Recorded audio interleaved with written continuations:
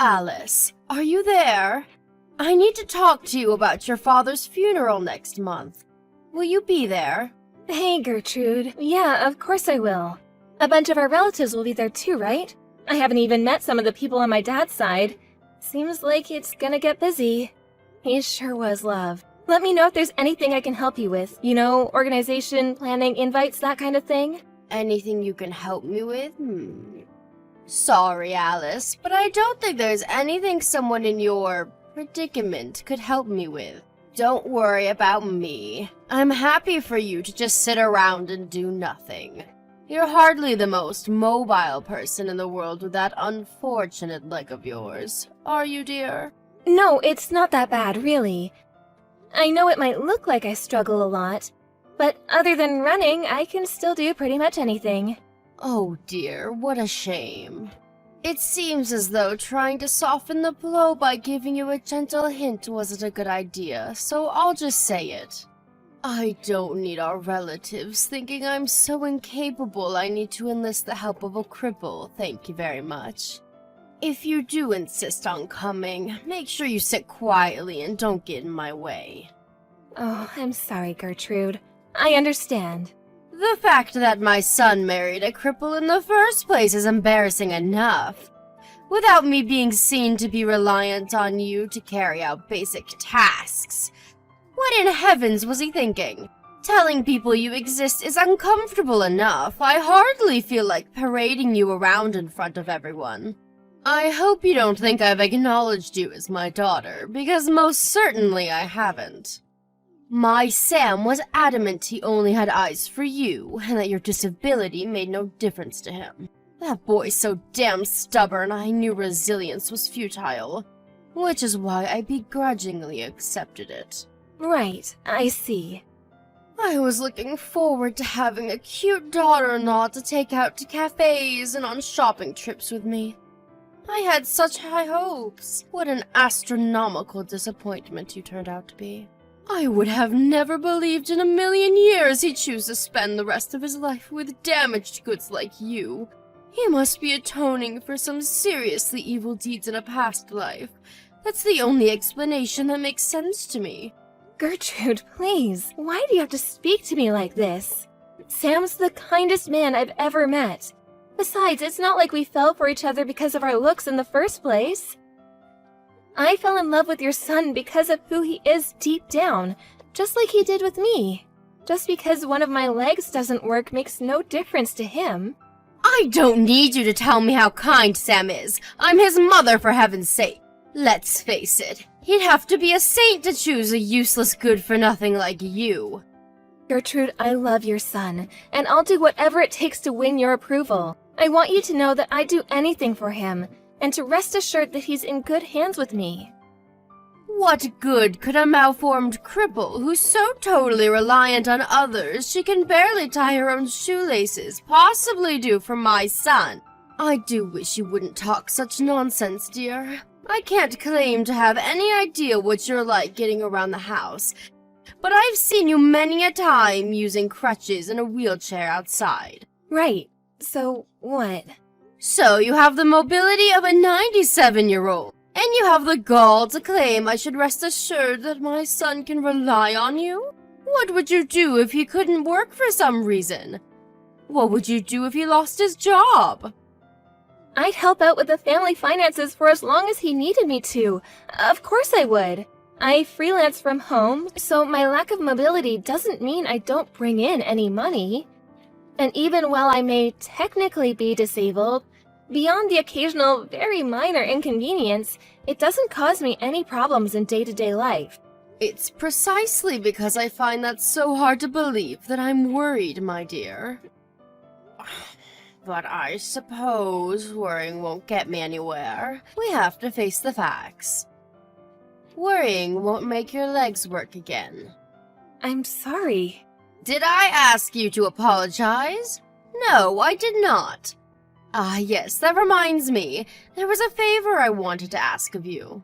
Oh, really? What is it? I'd love to help out. I wanted you to get rid of all of the weeds in my yard before your father's funeral. Got it. No problem. I'm pretty sure I recall you having an electric mower, right? I'll have it done in a jiffy with that. Unacceptable! Do you know how weeds work, my dear? Let me tell you about weeds. Much like how you've got your claws buried in my son's heart, weeds take root deep within the soil. I want you to pull every last one of them up, roots and all. The electric mower simply isn't going to cut it. You have to do it by hand. Oh, wait a second. Will that be difficult for you, with being a cripple and all? No, don't worry, it's fine. I'll have it done before we leave for the funeral, I promise. I expect great things, Alice. This should be interesting. You might actually be of some use to me for the first time in your life. Alice, you've really gone and done it this time, you silly girl. Hi, Gertrude. Did I do something wrong? At the funeral. You told all of your relatives you cleared out all of the weeds in my yard, didn't you? Well, yeah, kind of. But it's not like I was especially eager to talk about weeds or anything. It's just that everyone was discussing gardening, so I mentioned what I did in your garden this afternoon. After I got clearing out the weeds, you asked me to plant some flowers in the freshly invader-free soil, did you not? One of my relatives was really curious, and she asked me all kinds of things about how to plant and care for the flowers. That may be so, but why did you have to be so idiotically honest? Some things are better left unsaid. Huh? What do you mean? Are you trying to make our families think I'm the kind of person who forces her disabled daughter-in-law to clear out the weeds in her garden? You're so thoughtless and insensitive. Ugh, how could you do this to me, you little ingrate? I'm your mother-in-law, did you forget that? Would it hurt you so much to say some nice things about me once in a blue moon, or to try and uplift me instead of destroying my reputation? Oh, look, Gertrude, I'm sorry. I didn't realize I was doing anything to upset you. It wasn't intentional. I doubt anyone even remembers what I said about the weeds, and besides, even if they did, why would they think you forced me? It was the flowers they were interested in. I honestly don't think you have anything to worry about. You don't know that for sure. I do wish you'd think before speaking every now and then, dear. Right, you're right. I'm sorry. If you mean it when you say you want to win my approval, making me happy should be your #1 priority. In spite of that, all you seem to do is upset me. Do you enjoy making me suffer? No, of course not. I told you I didn't mean to. I'm sorry. In that case, you better make damn sure that whenever you talk about me in front of others from now on, it's nothing but praise. Praise and more praise. I want everyone to know how fantastic I am. If anyone asks, the only reason you cleared out the weeds and planted those flowers was because you wanted to help me so badly that you volunteered of your own accord. Are we clear? We're clear. Good grief. It looks like your leg isn't the only thing that doesn't work. The fact that I have to explain things that should be as plain as day in minute detail makes it abundantly clear that your brain isn't operating at full capacity either. Are all cripples like this? Gertrude, please. I'd really appreciate it if you would stop calling me that, and I'd like it if you stopped thinking of me as nothing more than my disability. Other than one of my legs not working, I'm no different to you or anyone else. Oh, now I've heard it all. A bottom-dwelling leech who's only able to exist thanks to my hard-earned tax dollars thinks she's the same as me? Please stop being so horrible. Do you think I chose to be this way? Do you think I enjoy it? It makes me sick the way you cripples roll around in your wheelchairs while you suck up the tax dollars of hard-working Americans like me without a care in the world. You assert so boldly how you're no different to me and other normal folk that I believe you might actually be delusional enough to believe it. But the truth is, without sponging off the tax money of decent, respectable people like us, defective articles like you wouldn't have a leg to stand on, would you? Pardon the pun. I know you can't help the way you are, but you could at least try being a little more damn humble. I'm not gonna deny it, maybe there are some disabled people who behave arrogantly and act like the world owes them something, but most of us are incredibly grateful for any help we get. Are you really? I wonder. Consider the following. You, damaged goods in the real sense of the term, managed to bag yourself a high-spec guy like my son. You're privileged enough to be enjoying a happy, fulfilling life of the kind that in a just world would only be possible for normal people. That seems pretty damn arrogant from where I'm standing. Disabled folk have the right to be happy too. Throw away these despicable ideas of yours at once. You may have been married for a year now, but I bet not a day's gone by where my son hasn't regretted choosing you to be his wife. How about you hurry up and accept how miserable you make the people around you and do my son the enormous favor of divorcing him and getting out of his life once and for all? Wait, are you telling me to leave Sam? Believe me, dear, that's all I've ever wanted. How could I want anything else? You're nothing but useless, damaged goods, and you serve no purpose in any of our lives. What's the point in keeping you around? You bring nothing to the table. Alice, my leg is itchy. Bring me a back scratcher at once. I can't come and see you again today, Gertrude. I have some important business to attend to now. Important business? More important than me? Impossible! You come back to the hospital right now. Are you being serious right now? I was literally just there. I'm sorry, I can't. I have an appointment to make. I really gotta go. Don't you feel sorry for me? I can't even walk. I'm disabled just like you now. You'd think you of all people would understand how I feel. Sure, I understand how difficult not being able to walk can be, but that doesn't mean I'm gonna drop what I'm doing to cater to your every whim and desire at the drop of a hat. Ah, I see. That's it, isn't it? You were born disabled. You could never understand how it feels to be an able-bodied person who suddenly loses use of their legs in a horrible accident. Not only that, but you'd think it was enough that I'm now unable to walk and forced to live in a wheelchair. But no, I just had a lawyer show up. Do you know what he wanted? He demanded I pay the full amount to cover the repair fees for the damage done to the house. I hardly see how that's a surprise after what you did. You drove your car into someone's freaking house. I suggest you talk to your insurance company about that. I'm not familiar with this kind of thing, but there's a chance they might be able to cover it. I'm certainly not going to be any use to you on this one. I have no idea what to do. I don't know anything about legal proceedings, and besides, this is all backwards. The owner should be paying for the damages her house caused to me. Just because I mistook the accelerator for the brake pedal in a moment of confusion doesn't mean I should be punished financially. I've already suffered enough. Surely you should just be thankful that poor old lady wasn't home when you planted your car in her living room. She could have been killed.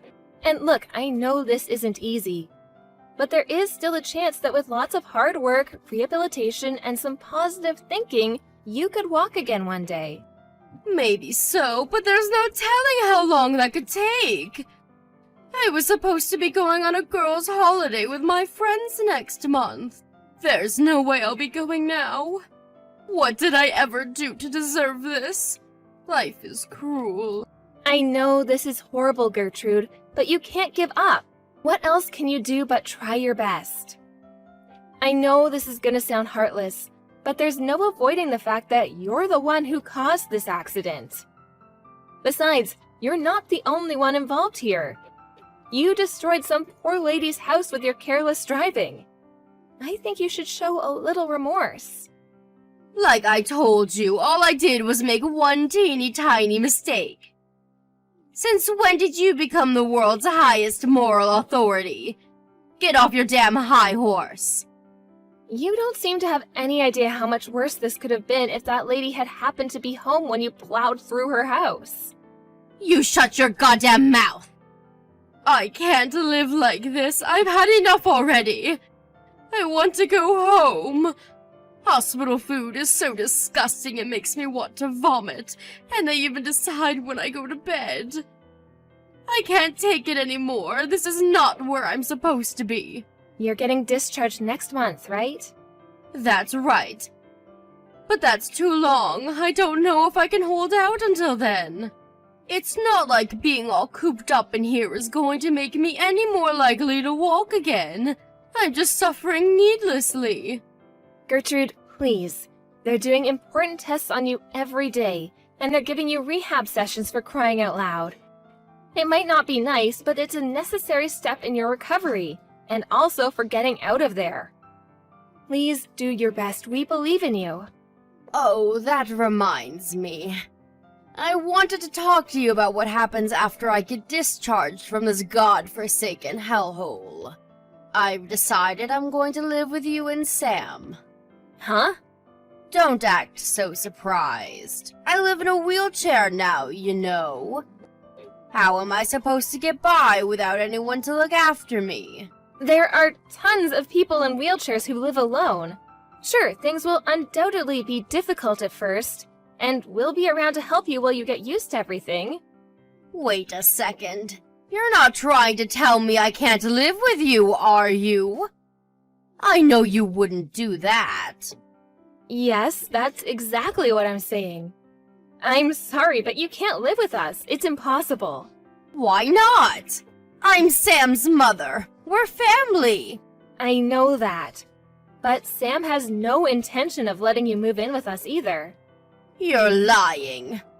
There's no way my lovely, kind, caring Sam would let his own mother down in her hour of need. He's not like you.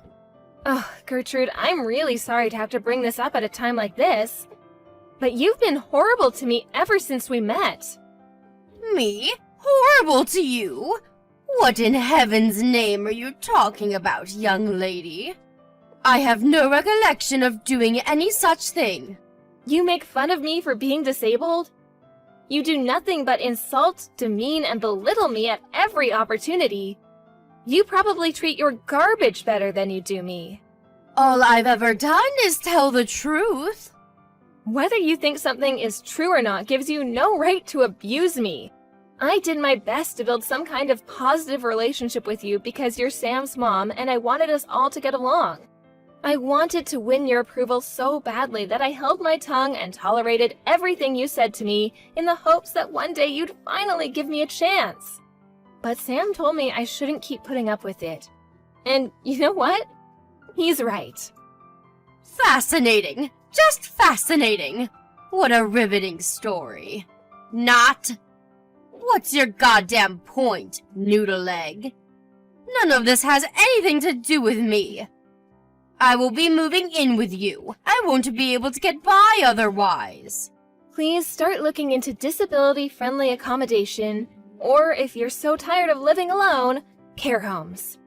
Because you are absolutely not moving in with us, and that's final. You don't have to take my word for it. Sam says he's gonna message you soon, so be my guest and wait to hear it from him if you like. The sooner you understand and accept this, the better. No way! Sam would do anything to help me, no matter what. I'm his mother and he loves me. I won't lose to an arrogant, wet behind the ears little ingrate like you. Gertrude, this isn't about winning or losing.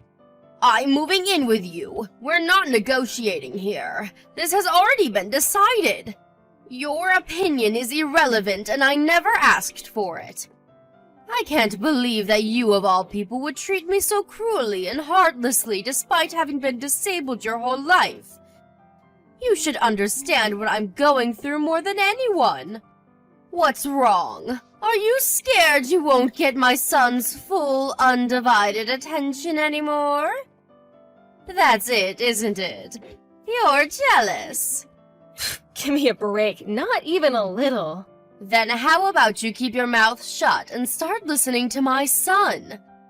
I know he wants me to live with you, and I won't hear another word on the matter from the likes of you. Stop interfering where you're neither needed nor welcome, you little witch. You've got some explaining to do, Alice. You haven't been to see me in the hospital for an entire week. What in heaven's name is going on? Just like I told you before, I won't be helping you with anything anymore. Oh, I get it. You're trying to avoid the issue of me living with you and my son, aren't you? I can read you like a book. Wow, are you seriously still talking about that? You just don't know when to give up. You were obviously never gonna listen to me. But Sam's explained over a dozen times by now that there's no way you can live with us. What's it gonna take for you to understand? Irrelevant. I'm his mother, and my word is law. I see. But you living with us is literally impossible. Where there's a will, there's a way. You can say whatever you like, but it changes nothing. I will absolutely, 100%, indubitably, definitely, surely, certainly, unequivocally be moving in with you. I've already hired a moving company to have my things dropped off at your house. The wheels are in motion and there are no brakes on this train. As things stand, the plan is to arrive there sometime during the beginning of next month. You should be grateful. This is an opportunity to be of some use to someone. Maybe if you're lucky, the day will finally come where I no longer think of you as useless, damaged goods.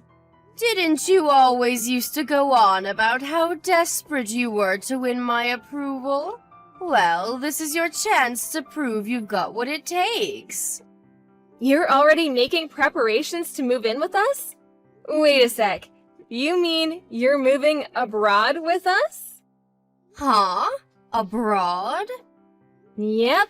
Me and Sam moved to the UK last week. That's why we can't visit you in the hospital anymore. Wait a sec. What? The UK? This is the first I've heard of it. Right? That's because we didn't tell you. Why did you move to the UK? This makes no sense. Hold on a second. Is this something to do with Sam's work? Bingo! So we're gonna be away from the States for a little while. Damn, I can't imagine how awkward it's gonna be when the moving company guys arrive with all your stuff at the house that we no longer live in. How many times did I tell you moving in with us was impossible? I wasn't exaggerating or making excuses. I mean, it's literally, physically impossible. Maybe so, but you didn't tell me why, did you? This could have all been avoided if you just let me know. Ugh! Come home this instant! We didn't tell you because we didn't want you bugging us or getting in our way while we were getting ready to move abroad. Besides, we thought it best to keep it quiet on the off chance that you were actually crazy enough to invite yourself. Where does this leave me? What am I supposed to do now? Where am I supposed to go when I get discharged from the hospital? Not my problem. Figure it out yourself. Oh, that reminds me. We did leave a bunch of leaflets containing information on local care facilities and specialized apartments for disabled folks on your living room table. There are some with info on live-in carers, too. Take a look at those and plan your life yourself. Are you abandoning me? How could you do this? I'm in a goddamn wheelchair! This is an unacceptable way to treat your mother-in-law. I don't want to understate how horrible and unfortunate your accident was, and I feel for you, Gertrude, I really do. But me or Sam have no intention of looking after someone as incredibly selfish and egotistic as you. You're the one who caused the accident. In spite of that, you still haven't apologized to the poor old lady whose house you destroyed, have you? She has more than enough of my money to care about a poxy apology. I've already lost my life savings because of the compensation I was forced to pay for her repairs. Her house can be fixed. My legs, on the other hand, cannot. Do you really think I have the time to be thinking of others in the situation I'm in? It's not that I don't understand how you feel, but I want you to think for a moment. I want you to remember something you said to me a little while ago. What was it again? You could at least try being a little more damn humble. So how about it, Gertrude? Have you not got what it takes to show some humility? That's super important for cripples like you and me, after all, right? This isn't fair. I was a normal person when I said that. I mean, no, wait. I'm still a normal person. I'm not a cripple. I'm not. They said there's a chance I might walk again if I work hard at rehab. Great. That means you can stop trying to rely on others and live by yourself then. You are normal after all, aren't you? Shouldn't be an issue, right? I am, but things are different now. Or at least for the time being. Have you no heart? Don't you feel in the slightest bit sorry for me? Your poor aged mother-in-law has to live in a wheelchair for heaven's sake. You have no idea how crushingly lonely it can be to live on your own at the best of times, let alone in this state. Have some sympathy. If you got enough fight left in you to be pestering me like this, I'm sure you'll be just fine. You know what astonishes me the most? That you actually think I'd help you after the way you abused and made fun of me for being disabled all this time. Surely you're joking. You have to be. No human being is this ridiculous. But I thought you wanted my approval. I thought I made this clear already, but any desire for your approval I may have had back then has completely disappeared. I'm blessed enough to have a kind, caring, loving husband who accepts me unconditionally for who I am, and that's all that matters. What more could I possibly want? Alice, listen to me. I'll accept you as my daughter-in-law and my son's wife if you let me move in with you. This is what you've been waiting for all this time, isn't it? I may have been a little inconsiderate towards you at times in the past, but I get it now. After losing use of my legs in the accident, I finally understand how you feel. I'll never do anything like that again. Won't you at least think about it? Pretty please? I will not. We could find a place with wheelchair accessibility in the UK, you know. I know the rest of the world isn't as advanced as America, but they should at least have ramps. You wouldn't happen to know anything about why I haven't been able to get through to Sam for the last few days, would you? Would you be a darling and pass on a message for me? I need you to ask him to consider flying me over to the UK to live with you both. I won't be doing that. But Alice, I'm begging you. I'm in a wheelchair and I'm begging you. What's the harm in passing on a message? Why won't you just hear me out here? You haven't heard me out even once ever since we met. Why should I suddenly be interested in anything you have to say? Alice, I'm so sorry. I've been a fool. I'm so sorry for the way I've treated you. My behavior was unacceptable. I feel horrible, dear. But I really am begging you here. I'm begging you with every last fiber of my being. Please. Please don't abandon your mother-in-law like this. Sam already made this clear, but apparently it didn't go in, so I'll tell you again. You're not the only human being on this planet, and you need to start living with some consideration for others for a change. The world owes you no favors, and you can't always get your own way. That's life, and the sooner you accept it, the better. I'm not saying I want my own way all the time. Besides, I obviously don't get it, do I? If I did, I wouldn't be alone and miserable in this wheelchair. This isn't my fault.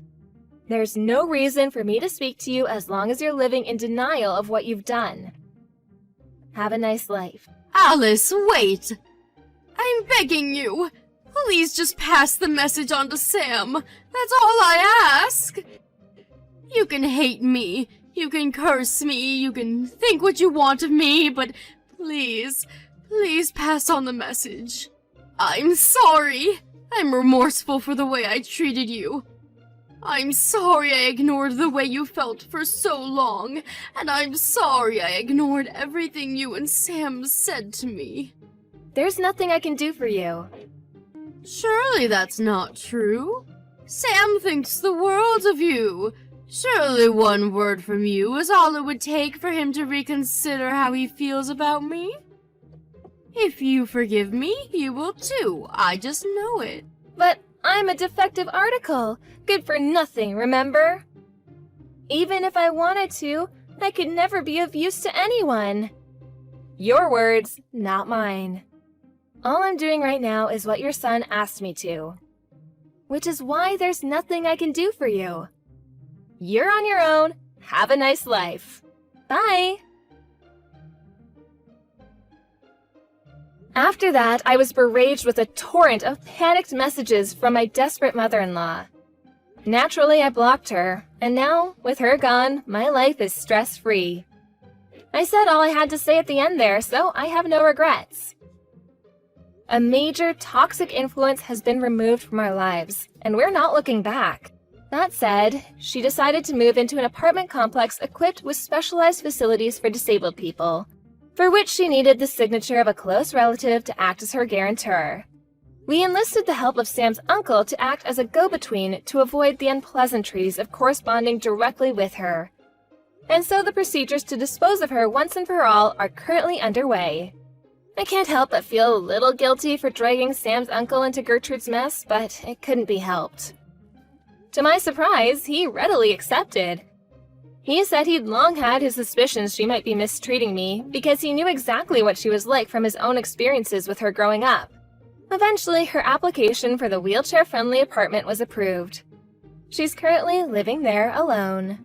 Everyone who knows her thinks she got exactly what she deserved after finding out the way she'd been treating me, which sadly for her means that she never gets a single visitor. After being paralyzed from the waist down, my mother-in-law, who used to be super active, having formerly been an avid mountain climber, is now confined to a tiny apartment and leads a wretched existence of soul-crushing loneliness. I heard from a friend of a friend who happened to see her out shopping that she looked like she'd lost all her spirit and vigor, a depressed, broken husk of a human being. What life brings next is entirely down to her.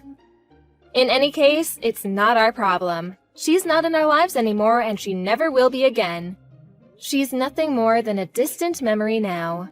Me and my husband are looking towards our own future together and intend on building the best life possible for ourselves in the UK. I have nothing but gratitude towards my amazing husband and our wonderful relatives, who have all been super supportive over the whole Gertrude incident. As for me, I'm going to carry on working as hard as I possibly can to ensure that mine and Sam's happy lives together continues long into the future.